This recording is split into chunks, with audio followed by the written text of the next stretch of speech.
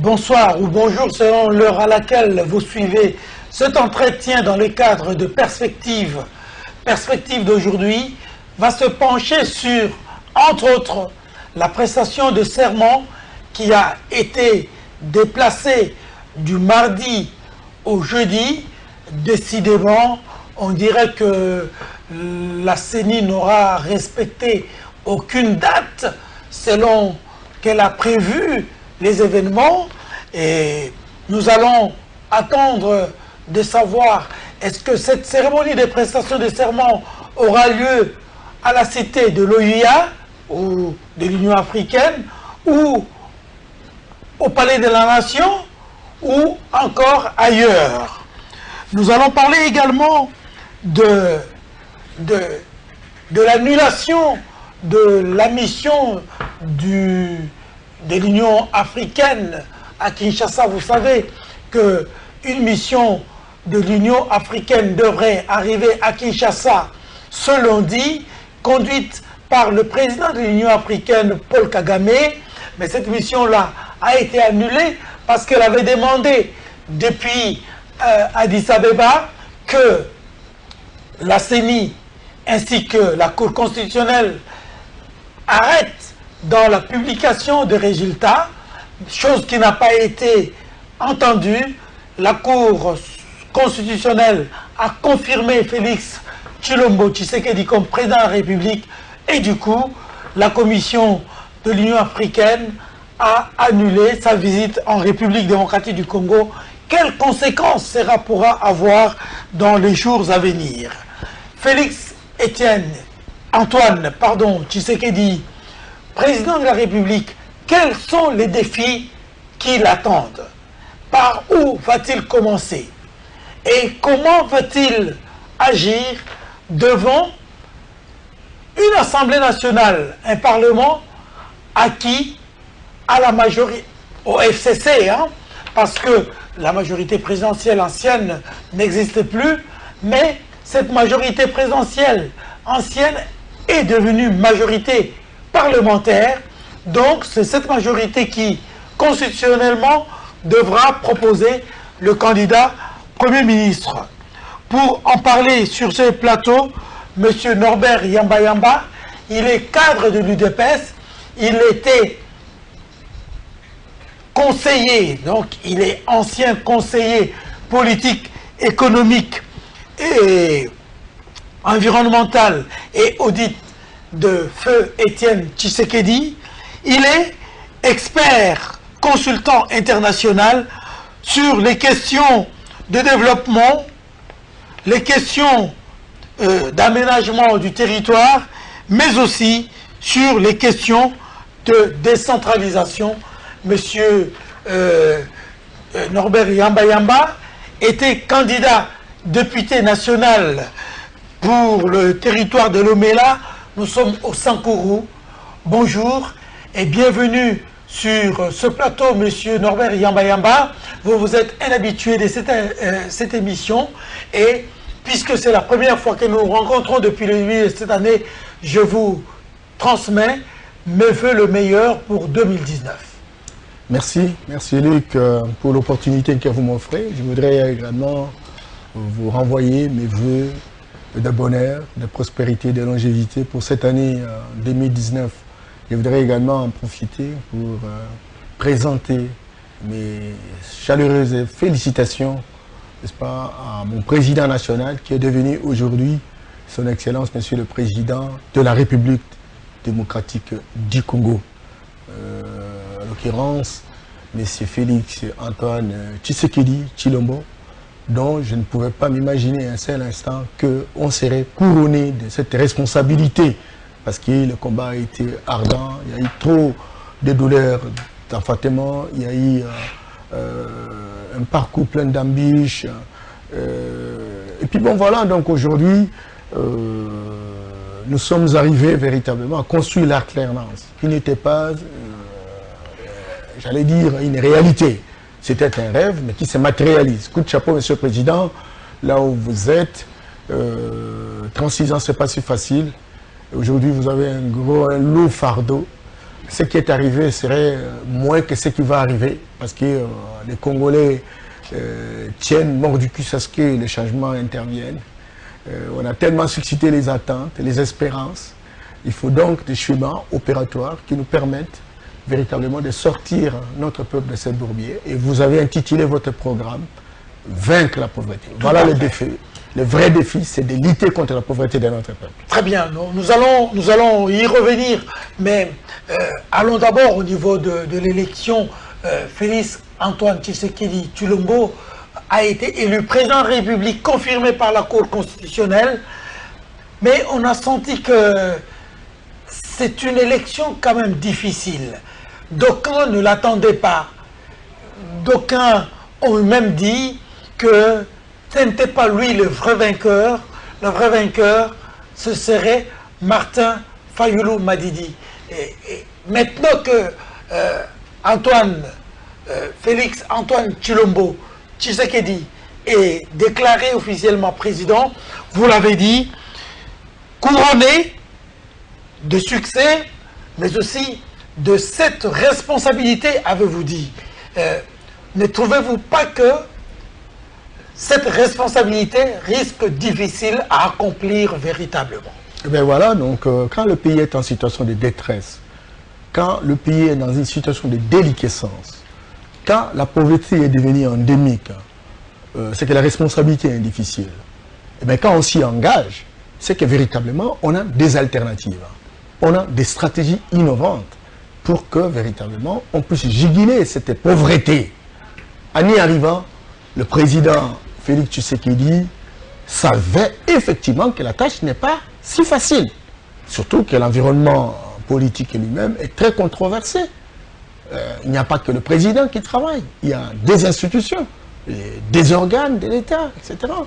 Vous avez le président de la République, vous avez le gouvernement, vous avez le Parlement, l'Assemblée, etc. Et vous avez également des gouverneurs de province, etc. Parce que la gestion de notre pays se réalise à 3 niveaux de gouvernance. Vous avez le niveau central, vous avez le niveau provincial et le niveau local.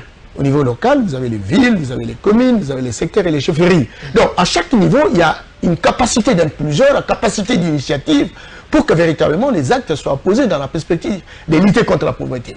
Mais lorsqu'on se retrouve dans une situation où on est seul, etc., c'est là que le problème se pose. Mais j'estime qu'il a les capacités nécessaires pour faire une animation qui permette à différents niveaux d'atterrissage, aux différents centres d'impulsion, d'être à la hauteur de pouvoir résoudre le vrai problème qui est le nôtre, le vrai défi qui est le nôtre, c'est de lutter contre la pauvreté. Je voudrais également dire que les élections, effectivement, n'ont pas été faciles. Lorsque vous regardez 2 mois avant la situation d'aujourd'hui, les différents sondages montraient que Félix Tshisekedi était toujours en avance. Vous vous rappelez des sondages qu'il y a liés par un institut de sondage très crédible aux États-Unis, faisait de lui groupe d'études 38%, n'est-ce pas, en termes de sondage. Donc il était pressenti président de la République au regard des sondages qui a été effectué. Ça, le problème s'est posé. Le deuxième a donné tout à fait d'autres résultats. Bien entendu. Et là, ça devenait un peu du sentiment, etc. Bon, quand ça va, Étienne, on n'y revient pas. On sait que l'UDPS, c'est un parti qui a de l'ancrage territorial, sociologique et institutionnel dans notre pays. En tout cas, l'un des plus grands partis de l'opposition qui, véritablement, a des relais en différents niveaux d'atterrissage et qui aurait véritablement fait un effort pour construire l'alternance. Aujourd'hui, nous y sommes et je pense que ce qu'on a constaté, ce forme de relâchement dans l'échelle de notre peuple, c'était essentiellement la question de mécanismes qui ont été mis à Genève. Vous vous rappelez ce qui a créé des problèmes de dissension de l'opposition à Genève, parce qu'il y a un groupe contre un autre, en construisant une sorte de démocratie des argentiers, etc., qui avait des ambitions, qui avait des objectifs, qui avait un agenda stratégique. Et donc, à l'issue de cet agenda stratégique, Félix s'est détaché à cause de la supercherie, à cause du dol, parce qu'on a signé un contrat dont il y avait à la base un dol, une manœuvre dilatoire pour véritablement embarquer les gens dans un processus dont on n'avait pas la maîtrise. Mais cela n'a pas été bien compris par notre peuple, parce que l'autre camp avait toutes les possibilités, tous les moyens. Et vous savez, quand j'ai parlé de la démocratie mercantiliste, la démocratie des argentiers, les gens qui ont l'argent, les gens qui ont un carnet d'adresses avec les multinationales à travers le monde, ils avaient l'argent, ils ont manipulé les télévisions, ils ont manipulé les journalistes, etc. Au point que sur l'ensemble du territoire national, en tout cas j'étais à l'intérieur, tout semblait dire que si Félix se serait retiré, n'est-ce pas, de cet accord de Genève, simplement parce qu'il a été corrompu, on lui a donné 3 millions de dollars, et donc il est en complicité avec le régime qui est véritablement détesté par notre peuple, parce que ce régime-là, effectivement, n'a pas été l'allié tout le temps qu'il a été véritablement au pouvoir. Et donc, la population qui voulait véritablement se détacher du régime, la population qui voulait construire leur indépendance autour d'une nouvelle vision, autour d'une nouvelle indépendance, etc., estimait que l'homme de prédilection, qui était Félix Tshisekedi, avec un parti qui en venait de l'ancrage, a glissé vers ce régime-là. C'est comme ça qu'à un moment donné, il y a eu méfiance, mais il y a certains qui ont compris le problème, il y a aussi d'autres qui n'ont pas compris et qui croyaient effectivement qu'il Félix a été véritablement corrompu. Je voudrais terminer cette situation en disant que nous étions en Venise dans le cadre pour parler avec la mauvaise présidentielle, et à ce niveau-là, Félix n'était même pas à Venise, en Italie, il était encore à Kinshasa, et un journal censé être crédible est sorti le matin, et ce journal disait que Félix Tshisekedi avait touché 3 millions de dollars auprès des responsables de l'État qui étaient avec nous à Venise, etc., à Bruxelles le soir. Or, Félix n'était pas à Bruxelles, il était à Kinshasa. Le responsable de l'État en question, il était avec nous à Venise, en Italie. Et donc, c'était un mensonge cousu en fil bleu. Et donc, les 3 millions de dollars deviennent de l'argent sacré, où chaque fois qu'il y a un problème, lorsqu'on veut véritablement avoir des préjugés, tirer des boulets rouges sur la personne, on reprend les montants de 3 millions, je ne sais pas si c'est sacré, etc. Et donc, la population n'a pas été d'accord avec ça, et c'est comme ça que tous les médias avaient, je ne sais pas, faire croire que l'argent a été donné à l'IDPS pour donner libre cours à la survivance du régime actuel. Oui. C'est comme ça que les choses ont basculé. Tout à l'heure, vous avez parlé des dol entre Félix Antoine Tshilombo Tshisekedi et l'ancienne mouvance présidentielle, mais peu avant même la publication des résultats, il y a un bruit qui a circulé comme quoi Félix avait pris langue avec le clan Kabila pour qu'il puisse passer président de la République, et cela s'est vérifié. Résultat sorti, c'est Félix qui est proclamé président de la République. Vous savez, lorsqu'on est des acteurs politiques, sincèrement, il faut qu'on grandisse en fait. L'intelligence émotionnelle pousse à ce qu'il y ait une gestion des contradictions. Et la gestion des contradictions se réalise lorsque les acteurs politiques sont en face. On appelle ça en sociologie politique la démocratie, j'allais dire la diplomatie souterraine, la diplomatie nocturne, où le vrai enjeu se joue autour de la survivance véritablement des atouts de l'État. Donc, il n'est pas interdit à tel ou tel camp de prendre contact avec le gouvernement de la République au travers de la personne du président Kabila qui incarne encore l'État de Congolais, etc. Et prendre langue ne suppose pas qu'on fait un deal pour bouger la République. Parce que si deal avait besoin, etc., étant donné que la CNI est un allié stratégique de l'ancienne mouvance présidentielle, etc., on aurait pu directement proclamer Chadari. On ne l'a pas fait. Il y a eu rencontre entre Félix Tshisekedi et le clan Kabila.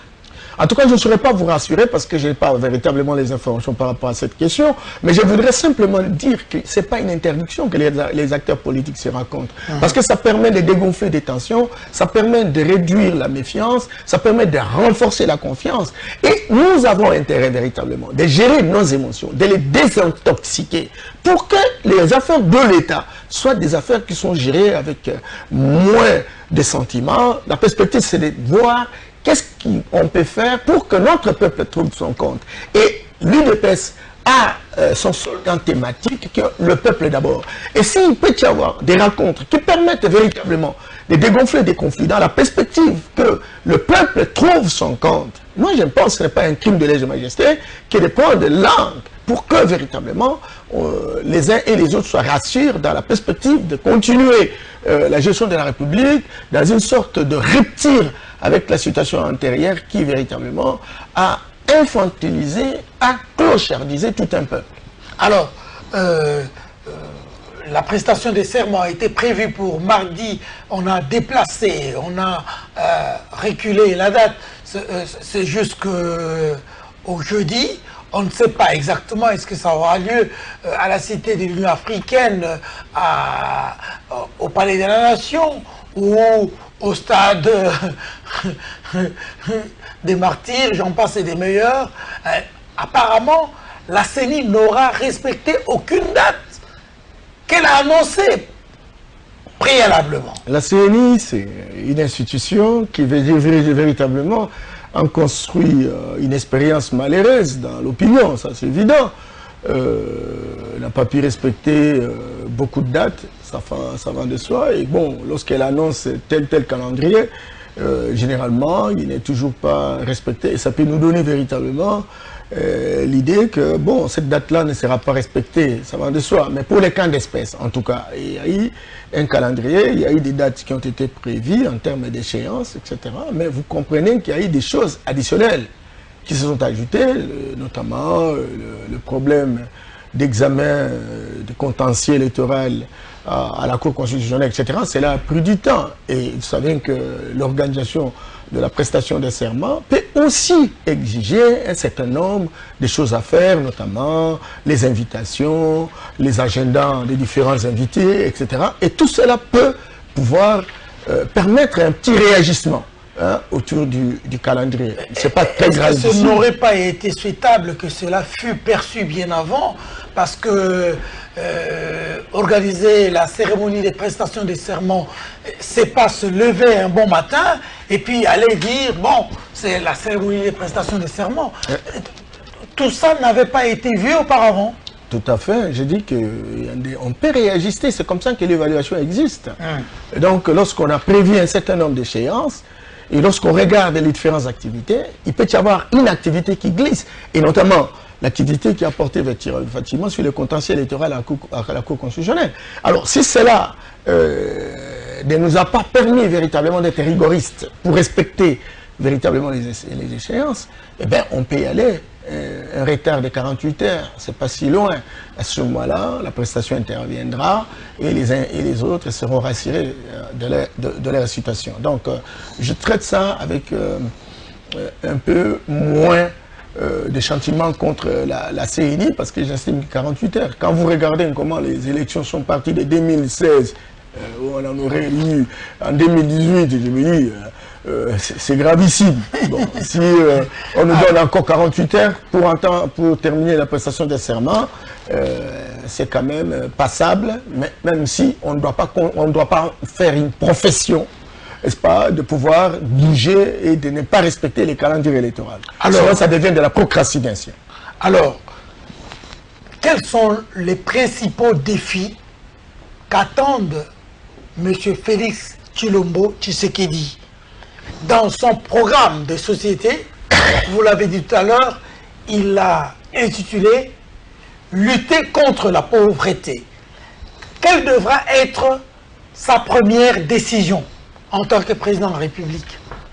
Je dois vous avouer que Félix Antoine Tshisekedi, notre président de la République, s'inspire d'un certain nombre de documents qui ont été élaborés au sein de l'IDPS. La première thématique de l'IDPS, qui a véritablement couronné la performance de son Excellence Dr Etienne Tshisekedi, paix à son âme, etc., fit la thématique qui a porté sur le peuple d'abord. C'est vrai que l'élite politique a privatisé la gestion de l'État au point où elle a construit des îlots d'abondance dans un océan de misère. Et donc, beaucoup de décisions qui ont été toujours prises l'ont été essentiellement pour favoriser les élites politiques, parce que c'est sur base de ces décisions qu'ils signent des contrats, qu'ils gagnent des commissions, qu'ils deviennent des courtiers, etc. Et qui construisent véritablement une sorte de mendicité internationale. C'est un État patrimonial. Et donc, l'UDPS, au travers de la personne de notre président de la République, partira du peuple d'abord. Et pour le peuple d'abord, la préoccupation première aujourd'hui, c'est la construction de la sécurité dans notre pays. Vous savez que notre pays a des problèmes. Il y a une sécurité qui est devenue endémique à l'est de la République. Et ça se propage à travers le pays. On dirait que c'est un ingénieur stratégique de certaines forces du mal. Il faut savoir identifier ces forces du mal. Parce qu'on a constaté... Est-ce que, parlant de la sécurité, il réussira à déplacer l'état-major général de l'armée jusqu'à Kindu ou à Butembo, tout ça, pour endiguer justement cette insécurité endémique, avez-vous dit? Il existe des principes, n'entrons pas dans le folklore. Ce n'est pas le fait de déplacer l'état-major à Butembo ou à Béni que ça va résoudre les problèmes. Aujourd'hui, lorsque vous arrivez à Goma, vous arrivez à Béni, il y a autant de militaires, etc., qui sont là, et loin supérieur même, n'est-ce pas, aux militaires des voisins. Et donc, ça n'est pas le problème. Le vrai problème repose au niveau de la volonté volontariste de ceux qui sont au pouvoir, les schémas qu'ils mettent en place pour, éradiquer véritablement cette insécurité. Et alors, même si l'état-major soit à Kinshasa, mais il y a une répartition des rôles, il y a une répartition de compétences, il y a une répartition des responsabilités avec les moyens conséquents pour que véritablement on puisse juguler cette insécurité. Mais quand cela ne tienne, c'est vrai que pour le président actuel, il a un grand défi sur la sécurité. Parce qu'on ne peut pas faire le développement dans une situation d'insécurité. Et cette insécurité, nous avons les moyens disponibles, notamment les forces armées de la République. On a une centaine de militaires dans notre pays. Et donc, nous avons intérêt, véritablement, avec des gens très volontaristes, qui sortent du ghetto d'un agenda qui a construit une sorte de convergence d'intérêts entre les multinationales, le voisin qui deviennent des sous-traitants et certains compatriotes à l'interne qui visiblement se nourrissent de cette insécurité. Il faut identifier ces différents acteurs et il faut le mettre hors d'état de nuire et mettre en place un agenda stratégique qui permette véritablement d'arrêter cette dynamique. Encore qu'il faut utiliser également la présence de la MONUSCO et faire en sorte de le nettoyer de ces différentes saletés qui ne permettent pas que les choses se fassent, qu'il y ait une sorte de synergie gagnante avec les forces internes dans la perspective de pouvoir juguler cela. Et encore qu'il faut le savoir. Un de mes profs me disait toujours, monsieur Yamba, une certaine paix n'est pas la paix certaine. C'est vrai qu'il y a la paix en termes d'absence de la guerre. Et vous saviez qu'à l'époque du maréchal Mobutu, l'état de la guerre était moins que l'état, c'est pas où il n'y avait pas la guerre. Mais les gens étaient dans une sorte d'insécurité. Insécurité alimentaire, insécurité sociale, insécurité. Tout était insécurité. Et donc, au-delà de l'insécurité, qui constitue l'absence, la présence de la violence physique, eh bien, le président actuel a la responsabilité de construire ce que nous appelons la sécurité sociale, la vraie sécurité qui porte sur les besoins des populations, les besoins du peuple congolais, pour que véritablement le slogan du peuple d'abord soit le vrai slogan qui remette en selle nos concitoyens. Alors, vous croyez que Félix Tshilombo va réussir avec un Parlement, du moins dans la configuration actuelle, acquis au FCC? Est-ce que vous ne croyez pas que Félix Tshisekedi est piégé pour qu'il ne puisse pas réussir là où Joseph Kabila a échoué? Je suis très heureux, mais bon, j'aurais pu continuer avec les défis, etc. Avant que je n'aborde cette question, je parle des défis de la sécurité, défis politiques qui doivent porter sur des grandes réformes. Vous allez revenir pour répondre à cette question. Alors, mais est-ce que Félix a été piégé? Bon, je crois que c'était un schéma qui a été mis en place et qui, afin que la CENI devienne l'allié stratégique, n'est-ce pas, du régime qui est au pouvoir. malheureusement, il y a eu des surprises désagréables où les choses étaient organisées de telle sorte que le peuple n'a pas voulu entendre d'un seul instant la continuité du pouvoir. Et alors que les candidats du FCC se présentaient comme candidats de la continuité de l'émergence, encore que c'est un terme qui n'existait pas, parce que c'est un paradigme occidental pour caresser, n'est-ce pas, les Africains qui croient encore à un gros mensonge cousu en fil bleu. Il n'y a pas d'émergence, c'est un concept, n'est-ce pas, nul, qui a été inventé essentiellement pour apaiser les esprits. Donc, il n'y a pas question d'émergence. Et même les Chinois dont on parle, qui sont champions de l'émergence, ils ne se reconnaissent même pas. Ils n'en parlent même pas, d'ailleurs. Ils n'en parlent même pas. Quand cela ne tienne, le peuple n'a pas voulu, effectivement, qu'il y ait continuité. Et le peuple a voulu, à ciel ouvert, changer, n'est-ce pas, la tête. Parce que les poissons pourris, ça commence par la tête. Et c'est comme ça que vous allez voir. Les scores obtenus par Félix Tshisekedi et les scores obtenus par Martin Fayulu, Madidi, etc., ça vous fait dans les 13 millions sur 18 millions. C'est très clair que c'est un message très clair que on ne veut plus de la continuité. Il faut apporter une rupture qui apporte un changement, qui apporte une innovation autour de la gestion de l'État pour que véritablement les actions et les décisions se répercutent positivement sur les citoyens. Mais il y a trop de techniciens. À la CNI, etc. Moi-même, j'ai été candidat député national dans les territoires de la province du Sankourou pour le compte de l'IDPS. J'ai vu ce qui s'était passé. J'ai vu vraiment ce qui s'était passé. C'est sans précédent. Qu'avez-vous eu? Non, la tricherie programmée. Les résultats que vous voyez là, c'est de la programmation. Pouvez-vous imaginer quelqu'un qui a... Les gens qui ont... 13 millions, soit 70% de suffrages, hein, l'opposition bien entendu.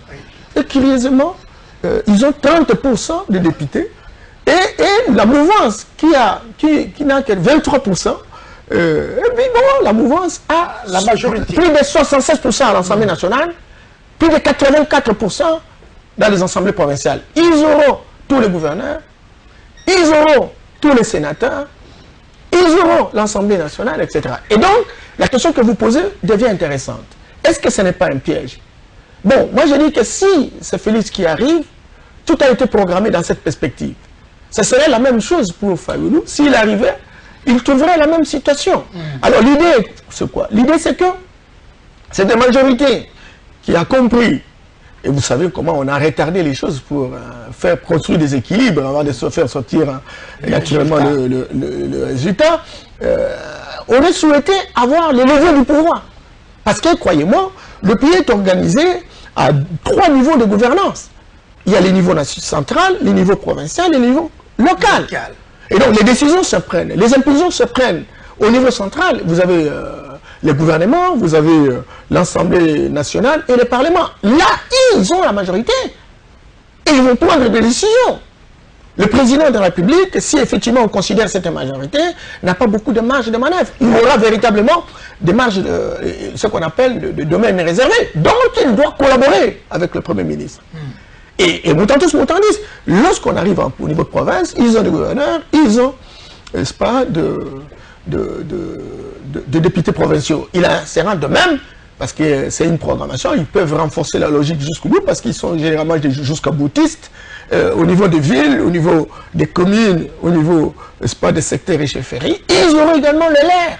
Si effectivement on n'a que la CNI qui connaît comment on joue jusqu'à normaliser la normale. Cependant, faut-il conseiller à son excellence, monsieur le président, de ne pas mordre la maison? Moi, j'ai dit non. Pour une fois, on a une petite victoire. Ne serait-ce qu'à la tête de l'État, il y a des prérogatives qui lui sont reconnues. Et si, tel que je le reconnais, un bon animateur, un bon meneur, un bon catalyseur, il pourra jouer. Il pourra jouer pour élargir le cercle, il pourra jouer pour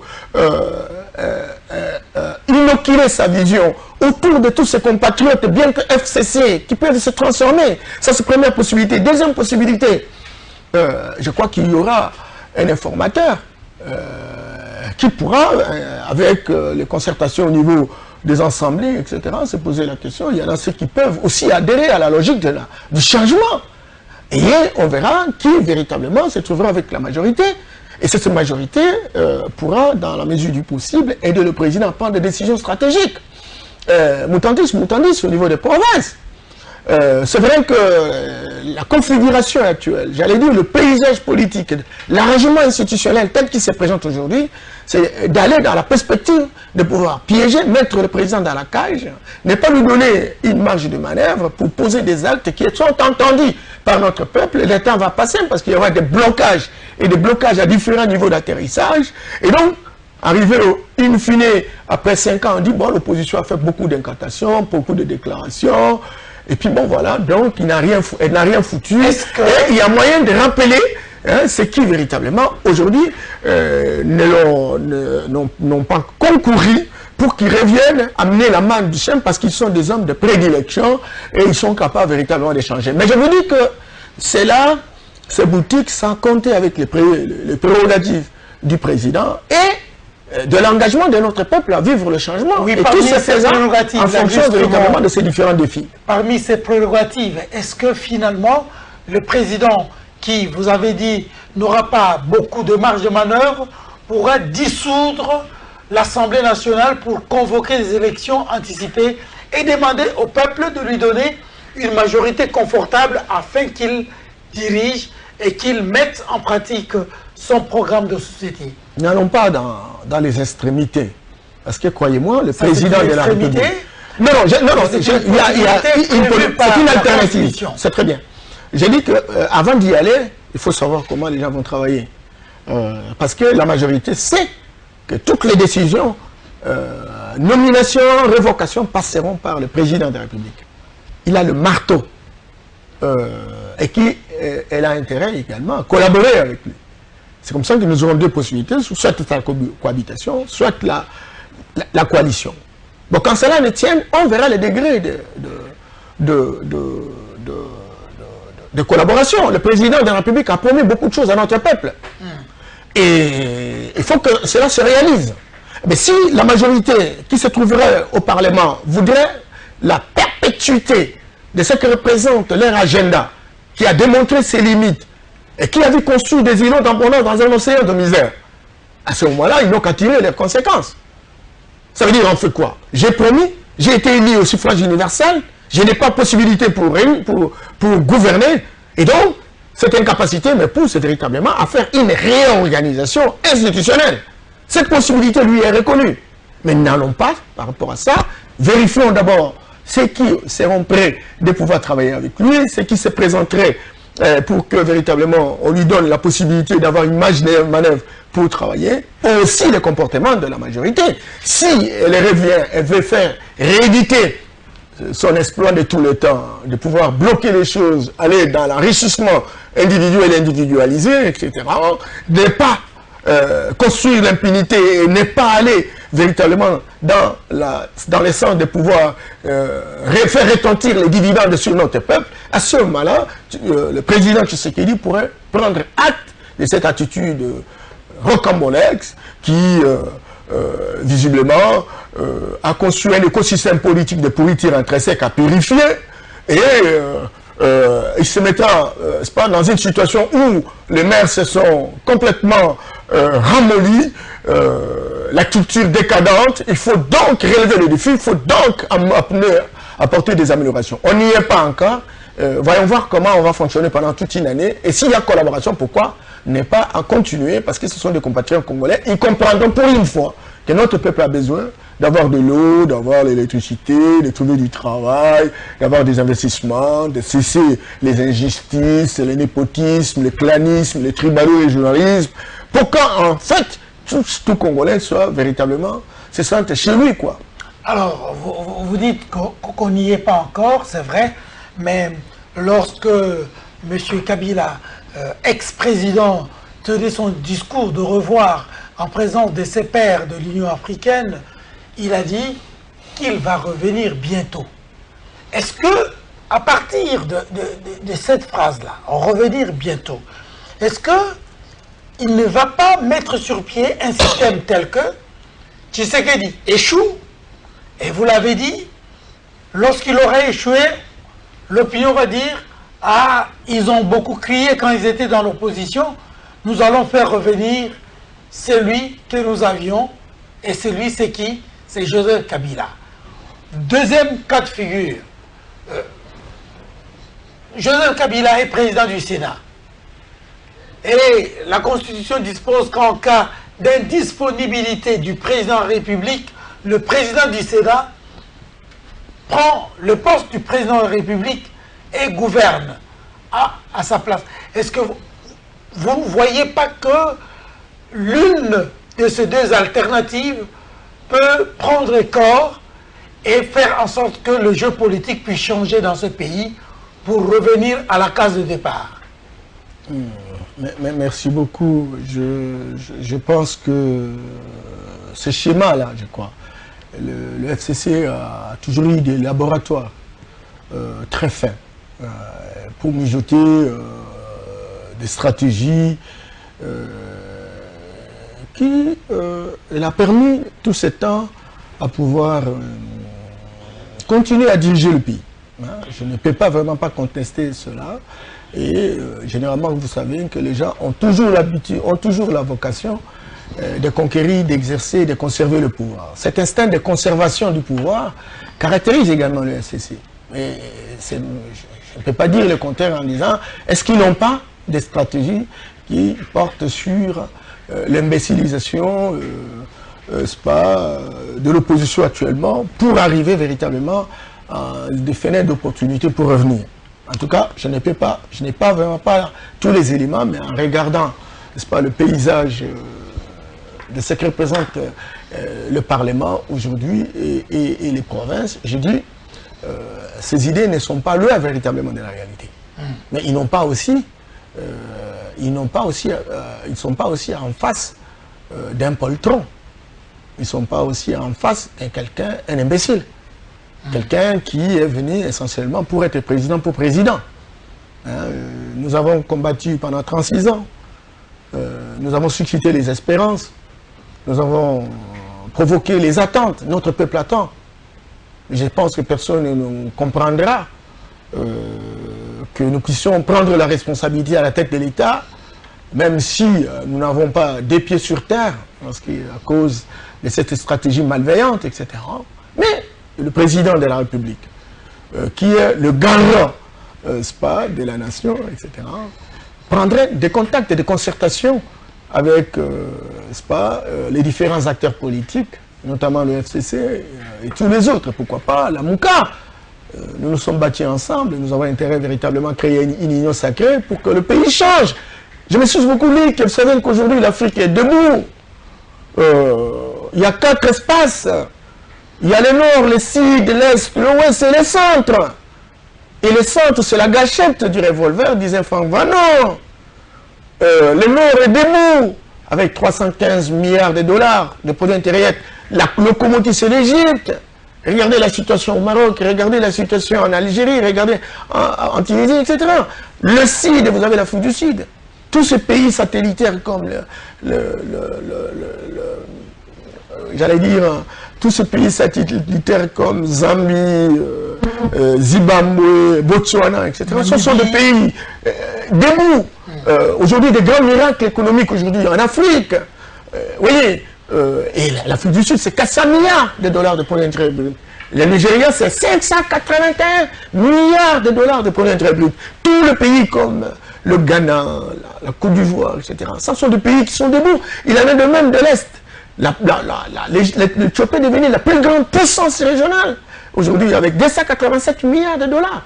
Aujourd'hui, il n'y a que le Congo qui est à genoux. Oui. 40 milliards, je me suis beaucoup. Et aujourd'hui, lorsqu'il faut quitter l'Est pour aller à l'Ouest, lorsqu'il faut quitter le Nord pour aller au Sud, il faut passer par l'Afrique centrale. À l'Afrique centrale, tout est à genoux. On a besoin d'avoir un génie, on a besoin d'avoir une nouvelle impulsion, on a besoin d'avoir des initiatives pour mettre l'Afrique debout. Parce qu'aujourd'hui, c'est prévu que l'Afrique devienne le vrai pays, le vrai continent du XXIe siècle. Alors maintenant, si le Congo devrait être conduit comme on a observé pendant tout ce temps, et donc on va bloquer le développement de l'Afrique. Raison pour laquelle l'Union africaine est en train, encore que cette Union africaine doit revisiter ses stratégies pour qu'on puisse véritablement décoller. Et on a vraiment intérêt avec Félix Tshisekedi qui a mijoté autant de stratégies pendant 36 ans qu'on voit le Congo décoller. Il faut compter également avec la volonté de tous les Congolais pour dire que l'image de notre pays en dépend. Justement, Félix Tshisekedi a intitulé son programme « Lutter contre la pauvreté » avec un budget de 86 milliards de dollars américains et face à l'Union africaine. Lui étant, vous l'avez dit, dans le pays où se trouve la gâchette de France Fanon, Union africaine à qui on a dit « Niet, vous ne venez pas vous immiscer dans les affaires intérieures du Congo ». Est-ce que vous ne croyez pas que c'est déjà un mauvais départ? Ça risque de constituer un blocage dans la mise en pratique du programme de Félix Antoine Tshisekedi Tshilombo. Le Congo, c'est une mastodonte. Hein. Le Congo, c'est 100 fois le Rwanda. Le Rwanda, c'est 100 fois pour être le Congo. C'est 100 fois. C'est 26 000 km². C'est comme le territoire de l'homme, mon territoire, moi, etc. Le Congo, c'est 90 fois la Guinée équatoriale. Le Congo, c'est 80 fois la Belgique. 80 fois la Belgique, 4 fois et demi la France, 5 fois l'Allemagne fédérale, etc. 9 fois le Japon. Nous sommes une mastodonte. Nous sommes un continent. Et donc, nous avons, si on était sérieux, oui, ça c'est géographiquement, physiquement. Mais est-ce que politiquement, ça ne peut pas constituer un précédent fâcheux dans la bonne conduite de ce pays que vous appelez mastodonte? Tout à fait. Mais quand on prend des engagements, on cède une partie de sa souveraineté dans les institutions, etc. Et donc, lorsqu'il s'agit véritablement de se conformer à certains engagements, etc., il faut toujours faire attention par rapport à ça pour ne pas être discrédité. D'abord, lorsqu'on ne respecte pas sa parole et lorsqu'on ne s'engage pas véritablement pour être avec les autres. Mais pour les cas d'espèce, vous savez que l'Union africaine, cher Luc, l'Union africaine n'est pas les États-Unis d'Afrique. Les États-Unis d'Afrique, ce serait un pays. C'était la volonté de Kwame Nkrumah, de Patrice Lumumba, la volonté de Modibo Keïta et tous les autres. On n'y est pas encore. Si on était les États-Unis d'Afrique, on aurait un État fédéral. Et dans cet État fédéral, on aurait des États fédérés. Nos pays ne seraient que des provinces. À ce moment-là, l'État fédéral pourrait donner des injonctions, pourrait donner, n'est-ce pas, un certain nombre d'instructions, étant donné la rébellion, par exemple, de tel ou tel pays, de tel ou tel État fédéré. Tel n'est pas le cas. L'Union africaine elle-même a commis beaucoup d'erreurs dans son fonctionnement. Vous savez qu'aujourd'hui, le budget de l'Union africaine, c'est 90% supporté de l'extérieur. Et on est à combien? Nous savons 54 pays. Pourquoi on ne cotiserait pas? Et tout le temps que nous existons, nous ne dépendons que de l'extérieur, sur base d'une mendicité internationale, et qui a conçu véritablement des prétentions et à un ordre international pour nous dominer. Alors ici, pour les cas d'espèce, parce qu'il s'agit d'une question de droit, chaque pays s'organise avec son droit positif. Le droit positif, c'est l'arsenal juridique qui régente et qui régit un pays. Et nous avons, pour des questions par exemple électorales, nous avons la CNI en tant qu'institution indépendante, même si elle nous a foutu à la mer d'un certain nombre de choses pour lesquelles nous considérons comme de douleurs d'enfantement. Nous avons les cours et tribunaux. Et ici, l'organisation, non, j'allais dire l'institution qui s'occuperait de cette question, c'est la Cour constitutionnelle. Et donc, c'est la Cour constitutionnelle. Lorsqu'il y a un contentieux électoral, on saisit la Cour constitutionnelle. C'est ce qui a été fait par l'opposition à travers la MOUCA. Alors, au moment où on attendait que l'examen se fasse par la Cour constitutionnelle, et donc, on reçoit, n'est-ce pas, un ordre ici, qui vient véritablement du président de l'Union africaine, qui fait office de président de l'Union africaine en disant « suspendez ». Ah, mais non. Je crois que le président de l'Union africaine aurait pu avoir de la considération sur les institutions de la République en demandant, n'est-ce pas, à la Cour constitutionnelle de dire le droit pour que la vérité éclate. Là, il serait élégant et le propos aurait une certaine esthétique politique. Mais lorsqu'il dit, je vous demande de suspendre n'est-ce pas, le verdict, là, ça devient un problème. Et là, vous entamez véritablement les conséquences dans l'avenir. Alors, les conséquences dans l'avenir. Vous savez, l'Afrique a connu pas mal de choses, en fait. Et les Africains doivent s'organiser. Vous savez, Laurent Gbagbo a gagné les élections face à Ouattara. Mais lorsque les Occidentaux n'ont pas été d'accord, n'est-ce pas, avec l'élection de Laurent Gbagbo, qu'est-ce qu'ils ont fait? On l'a foutu à la CPI. Il a demandé le récomptage. On n'a jamais accepté le récomptage. La certification. On a tenu compte de résultats qui ont été présentés par la CNI. Au moment où la Cour constitutionnelle de la Côte d'Ivoire avait déjà donné Gbagbo comme gagnant. Je m'excuse beaucoup. Et donc, parce que l'Occident, qui ont des intérêts, n'était pas d'accord avec Gbagbo, et donc on l'a foutu à la mer, ils ont pris leur poulain pour le placer comme président. Il y a même de même, je me souviens beaucoup, il faut que je termine. Le président Tshisekedi, en 2011, en tout cas, avait la prétention, au regard du vote qui était à son endroit, de gagner les élections. Mais les Occidentaux, sans avoir les observateurs dans tous les coins et recoins de la République, ils ont dit oui, il y a eu vote massif, mais même s'il y a eu des irrégularités, ça n'influe pas sur l'ordre d'arrivée. Parce qu'effectivement, ils avaient un poulain qu'il fallait véritablement sauvegarder. Et l'Union africaine, manipulée, instrumentalisée, et ne pouvant que reprendre naturellement la volonté volontariste des intérêts occidentaux. On l'a vu avec les attaques contre la Libye, etc.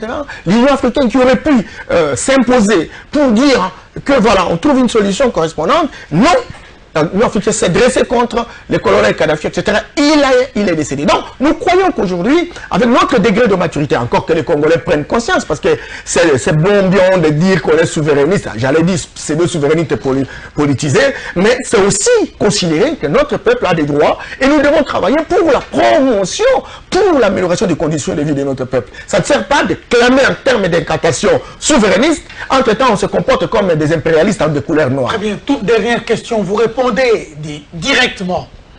Entre Feu Abbé Malumalu, Ngoï Mulunda et Nanga, qui est le plus bon, qui est le plus mauvais? Vous terminez par là. Non, mais il faut que je mette une matrice. Je suis évaluateur macroéconomique. Allez-y, rapidement. Je ne sais pas dire qui est le plus bon, qui est écouté.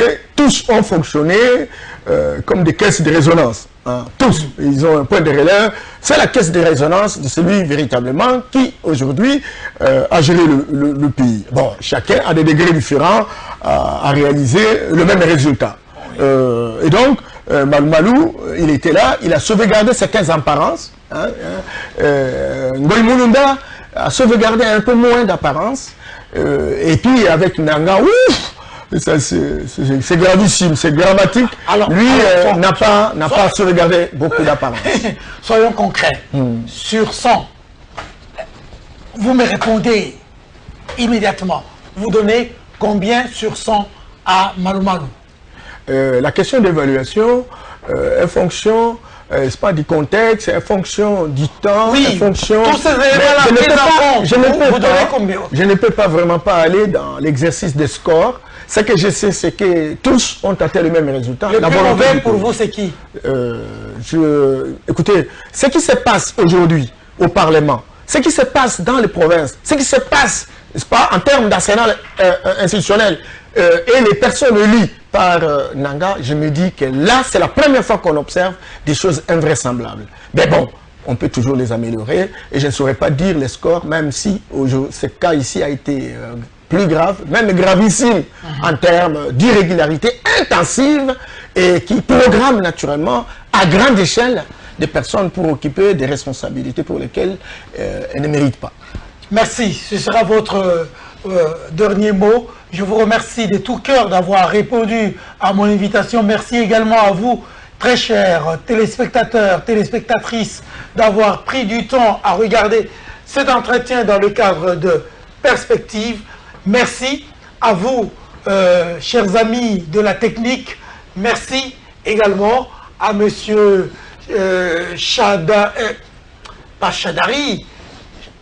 Chabani Record, qui revient de l'Angola.